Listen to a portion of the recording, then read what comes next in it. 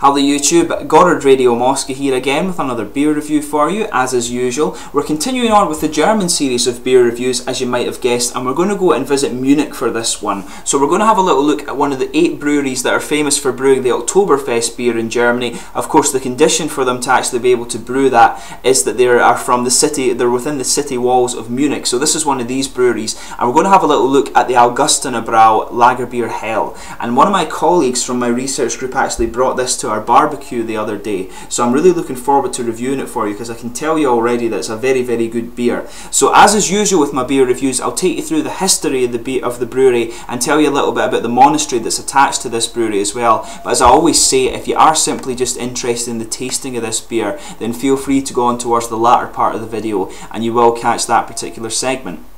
So anyway, the history of the Augustiner Brewery goes back to the year 1294, when the Augustinian Monastery was built in Haberfeld district next to the Neuhausergasse in the city of Munich. And there's apparently documentary proof that the beer was produced within the walls of this building in the year 1328, and the brewing rights were apparently granted by the order of the Bishop of Freising. And you might recognise the name of that town because it's the home of the Weihenstephan Brewery, of course the oldest brewery in Germany and indeed the rest of the world as well, from the year 1040. But that year there was a huge fire in Munich that destroyed a large part of the city, but the monastery is known to have survived that, and so the year 1328 is actually considered to be the foundation date of the Augustiner Brewery, and this makes it the oldest brewery within the city walls of Munich.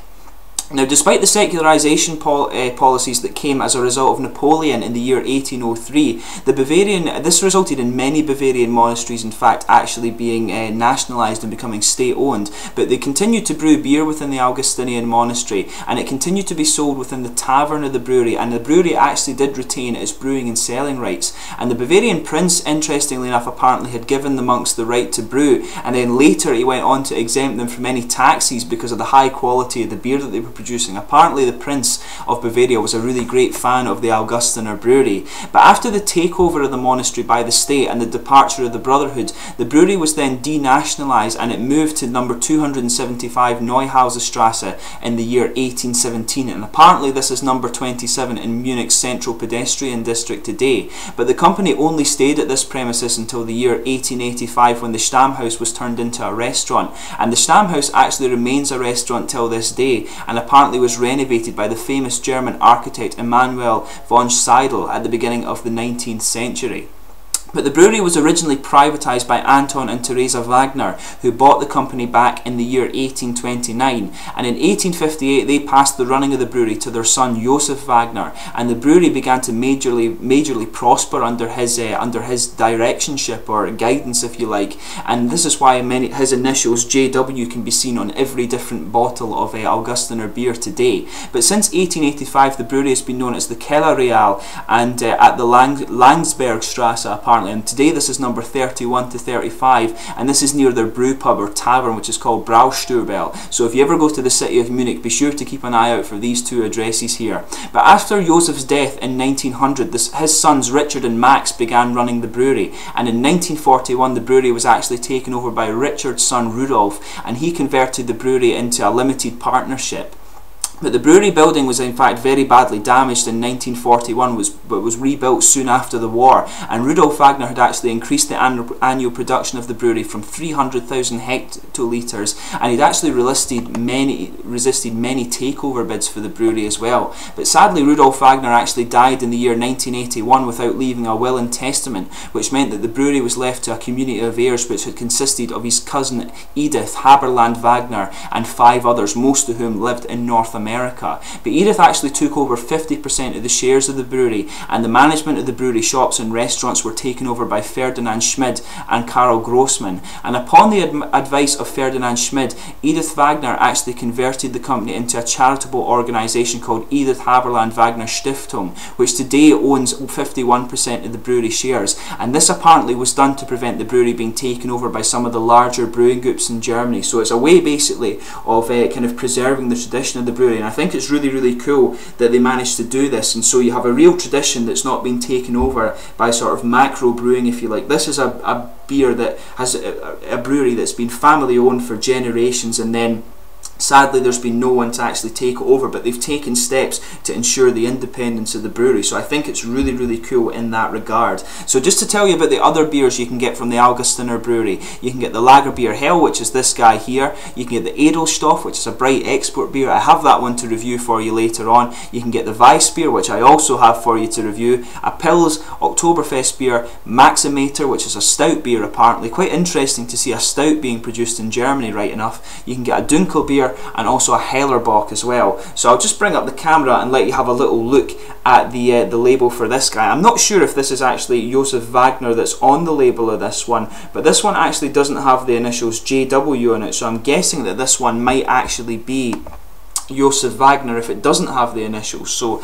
as I mentioned earlier, Josef Wagner's initials are all on all of these beers that you can get within from the Augustiner breweries, because basically he's the one who grew the brewery to be what it is today. So you can see the label there, and as I say, I think that is Josef Wagner in there, and you can see all the little medals with kind of I think this is all different Bavarian symbols and town symbols that are on the little medals that go around the label of this one here. And this is the Augustiner cap here. As you can see, it just has a nice little monk basically enjoying the beer, and it says 525 years. So I'm guessing this is an anniversary bottle cap for this one here, and it says Münchner Reinheitsgebot. And of course all their beer is apparently brewed in accordance with the Reinheitsgebot, and apparently they stick to Bavarian ingredients for this one, and so they use Hallertau hops and everything like that. So let's get this guy out and get on with the tasting here. This guy is a 5.2% Helles beer, as the name would give away. So let's get it open and get on with the tasting here. And it says at the top Voll beer, which just means full beer. So let's get this guy out and see how we get on with the tasting here. As you can see, a nice sort of smoky opening there. Let's just get this guy into the glass. Now, as I said, my colleague brought this to the barbecue the other day with my research group, so I know this is a good beer, but I'm looking forward to actually having to think about it a little bit more and actually think of the flavours and stuff like that in it. Just hope this guy doesn't go over the edge. This is a nice typical German head, just a little bit convex. See if I can get the last little bit into it. It should be okay. I think there's a little bit of sedimentation at the bottom of this actually, probably just because I've had it in the fridge right enough. But as you can see, it's come out really nicely. It's a really nice pale golden straw colour, a nice two-fingered white frothy head on the top there. There's quite a lot of carbonation visible in this one here, a good different mix of size bubbles in there. And as you can see, I don't know if I have showed you this before, but I actually have an Augustiner Stein that you can have a little look at here. So you can see JW, as I mentioned, the Augustiner symbol for Johann Wagner, or Josef Wagner, sorry. So you can see that there, and this is an Augustiner tankard. So as you can see, really, really nice, attractive looking beer. A lot of different little bubbles kind of floating up to the top there. It's actually it's a good mix of malty and hoppy aroma with this guy. In fact, you can pick up a lot of grass just when it comes out of the bottle, but you can pick up a lot of bready character as well, and it does in fact have quite a little bit of caramel character to it as well, which is quite interesting. So a really interesting beer to have a little smell of, but definitely quite a lot of grassy character in there. There's some citric notes as well, I think.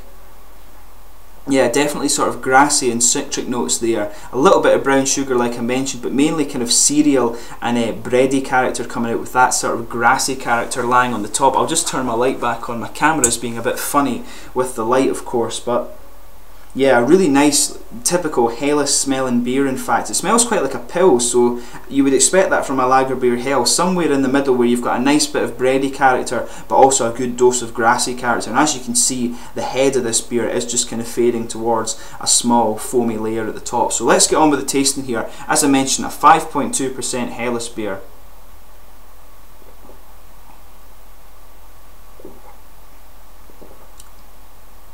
Yeah.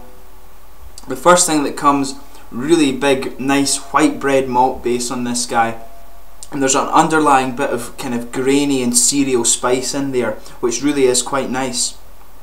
And it does have a nice hoppy bite to the end of it as well.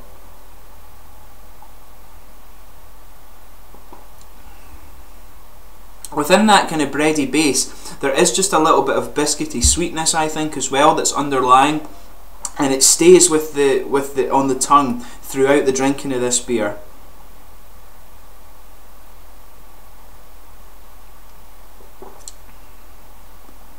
But yeah, definitely a nice sweet white bread base, underlying bit of cereal spice in there that complements, it actually complements the sort of grassy hop character and aromatic hop flavours that are coming out towards the end of the beer. It complements that quite well. It gives the beer flavour a nice little bit of consistency there, I think. But a really nice white bready base with some cereal spice and a nice little bit of biscuit sweetness in there as well to open with.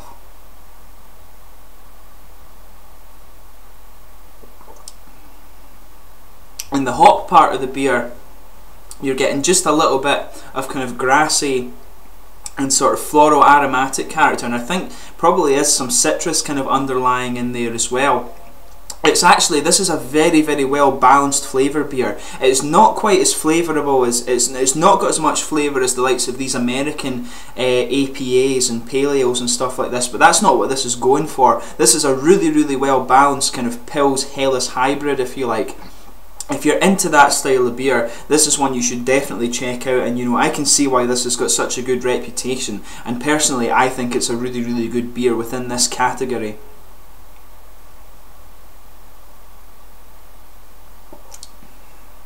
But yeah, as I mentioned, a really, really nice bread malt base in there with a little bit of kind of biscuity sweetness, maybe even just a little bit of caramel underlying in there, and some nice cereal spice complemented. Then afterwards you've got just a light sort of grassy hoppy character with a little bit of aromatic kind of floral and citrus in there afterwards, and it complements it really well. It's the sort of biscuity bread malt that's staying into the aftertaste, and it's sort of sticking to the middle of the tongue, if you like. The aftertaste is in fact quite long, but the flavour of the beer does finish quite quickly, I think.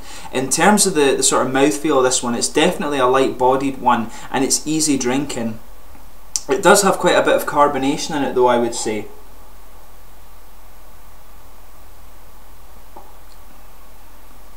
Yeah, it does have a little bit more carbonation than you might be used to for German beer, but even so it has a little bit of an attack when you take it in. But like a lot of German beer, it smooths out to be very, very smooth, and that's a characteristic of German beer that I've become more and more aware of with being over here. But this is a really, really nice beer. It's very light to drink, it's easy drinking, you know, this is one you would want to sit and drink in the Old Town or the Altstadt in Munich and have a few of these on a hot day. It's a really, really good beer in fact, and you know, all the stuff that comes out of Munich and indeed Germany is of very high quality, even the macro stuff, and some of the lesser quality macro stuff that comes out of Germany compared to what you get in other countries is top notch. I mean, Bitburger for example, their beer macro brewed, very, very good, and this one, you know, has all the characteristics of a really good German sort of craft beer, if you like. As far as I'm aware, these guys are brewed in small batches despite the huge capacity of the brewery. But in my opinion, this is a really, really good sort of Helles Pils hybrid, if you like, and it has that really, really nice sort of bready malt base, and that's why I really love German beer. I really love a beer that can pull out the nice bready and sweet malt base really well, and this one kind of hits it right on the head with that. But it's a really nice refreshing beer, really good for a summer's day. If you want a nice sessionable sort of Pils or Helles beer, you know, give this guy a try and see how you get on.